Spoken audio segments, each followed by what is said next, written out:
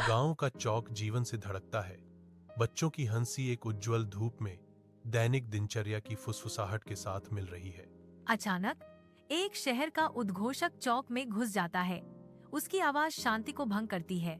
अरे देखो, शहर आ गया, बड़ा शहर आ गया। वह चिल्लाता है जिससे सबकी निगाहें उस पर टिक जाती हैं। चिंतित ग्रामीण इकट्ठा होते हैं, उनके चेहरे डर से भर जाते हैं। आने वाले खतरे के बारे में धीमी आवाज में फुसफुसाते हैं। ओए भाई, कौन सा शहर हर दिन आता है? बूढ़े आदमी की आवाज भीड़ से ऊपर उठती है, निराशा से भरी हुई। बच्चा चिल्लाता है, मैंने अपनी उंगलियां अपने कानों में डाल ली क्योंकि वे चदावत को शांत करने की योजना बनाते हैं।